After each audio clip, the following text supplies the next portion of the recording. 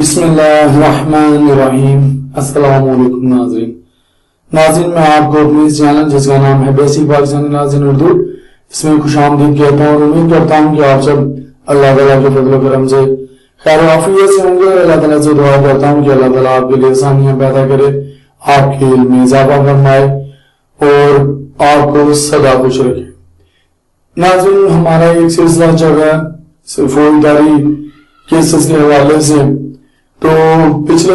Videos میں ہم نے جو پولیس رپورٹ ہوتی ہے اس کے بارے میں تھوڑی سی انفارمیشن حاصل کی ہے، جانا ہے، تو اسی کا سلسلہ اب چلتے ہیں اس کو جاننے کے لیے جو اس ویڈیو کا ٹائٹل ہے فرد جرم کا مطلب، مقصد اور طریقہ کار۔ ناظرین اس کو ہم لوگ مختصراً جانیں گے۔ ناظرین پچھلی ویڈیوز میں ہم نے پولیس رپورٹ یعنی کہ چلان کے بارے میں جانا تھا، اس کے بعد فرد جرم کا سلسلہ شروع ہو جاتا ہے جب جو پولیس رپورٹ تیار ہو جاتی ہے جسے ہم لوگ فریمنگ آف چارجز کہتے ہیں۔ ناظرین اس کا مطلب جرم کے حقائق کو سامنے لانا ہوتا ہے۔ فرد جرم کسی ملزم کے خلاف ٹرائل شروع ہونے سے خبر لگائی جاتی ہے اور ٹرائل ہمیشہ پولیس چلان جمع ہونے کے بعد شروع ہوتا ہے۔ ناظرین فرد جرم کا مقصد یہ ہے کہ ملزم کو اس پر لگائے گئے جو الزامات ہوتے ہیں ان کے بارے میں بتایا جائے اور پوچھا جائے کہ آیا کہ وہ آپ کو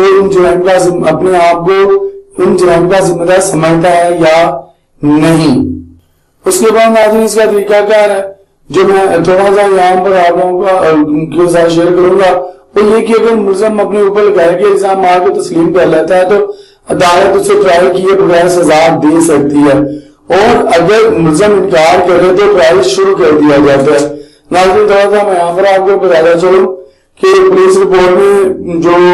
انویسٹیگیشن آفیسر ہوتا ہے انہوں نے بھی چلان وغیرہ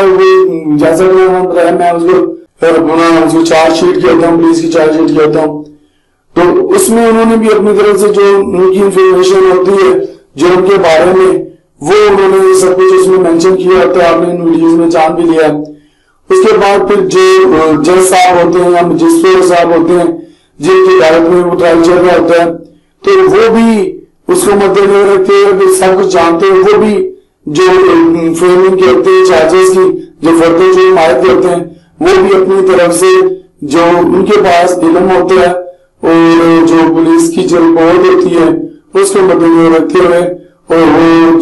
وہ مناسب سمجھتے ہیں وہ پھر اس پر فرد جرم عائد کرتے ہیں۔ ناظرین تھوڑا سا ٹرائل کا یہاں پر میں ذکر کرنا مناسب سمجھتا ہوں۔ یہ تین طرح کے ہوتے ہیں جو مندرجہ ذیل ہیں۔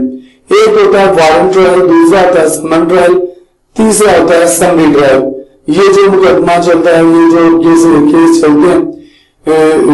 فوجداری میں، تو ان کو بھی ناظرین میں انشاءاللہ وارنٹ ٹرائل کو، سمن ٹرائل کو اور سمری ٹرائل کو اگلی ویڈیو میں زندہ رہے تو پھر انشاءاللہ ضرور شیئر کریں گے تینوں کو۔ ناظرین اب میں آپ کو ایک کیس لا کا حوالہ دوں گا۔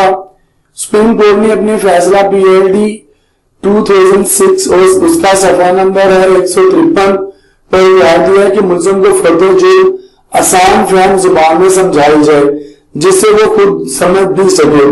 ناظرین کہنے کا مطلب یہ کہ فرد جرم ملزم کو اس کی زبان جسے وہ بولتا اور سمجھتا ہو اس میں سنائی جاتی ہے تاکہ اس کو پتہ چل سکے کہ اس کے اوپر کون سے جرم کا الزام لگا ہے اور اس کی سزا کیا ہے۔ ناظرین اگلی ویڈیو میں انشاءاللہ فرد جرم عائد کرنے کے مکمل طریقہ کار کو شیئر کروں گا اور کوشش کروں گا کہ آسان الفاظ میں سمجھا سکوں تاکہ عام آدمی بھی سے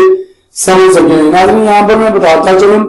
کرمنل پروسیجر کوڈ کے جو سیکشن ہے 221 سے لے کر 240 تک، ان میں جو فرد جرم کا ذکر ہے فریمنگ آف چارجز کا ذکر ہے، تو انشاءاللہ میں آپ لوگوں کے ساتھ زندہ رہے تو اور طبیعت نے ساتھ دیا تو انشاءاللہ آپ لوگوں کے ساتھ میں وہ بھی شیئر کروں گا۔ اب تک کے لیے اتنا اجازت دیجیے، اللہ حافظ۔